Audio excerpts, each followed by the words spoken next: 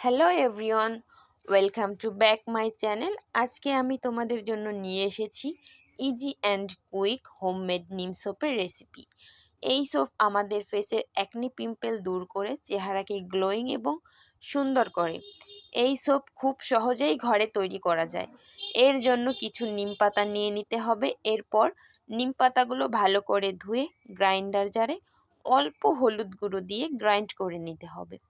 আপনারা চাইলে নিম পাতার পরিবর্তে নিম পাউডারও ইউজ করতে পারেন। নেক্সটে এখানে আমি সোপ বেসকে ছোটো ছোটো টুকরো করে কেটে ডবল বয়লার পদ্ধতিতে ভালো করে মেল্ট করে নিচ্ছি। মেল্টেড সোপ বেসে গ্রাইন্ড করা পেস্ট দিয়ে মিক্স করে নিচ্ছি। এতে ভিটামিন ই ক্যাপসুল দিয়ে ভালো করে মিশিয়ে নিয়ে সোপ মোল্ডে ট্রান্সফার করে 1 ঘন্টা রেখে দিতে হবে।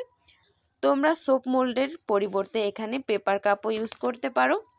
1 ঘন্টা পর সোপ তৈরি হয়ে যাবে। তোমরা এই সাবানটা ঘরে অবশ্যই ট্রাই করো। আশা করি ভিডিওটা তোমাদের ভালো লেগেছে।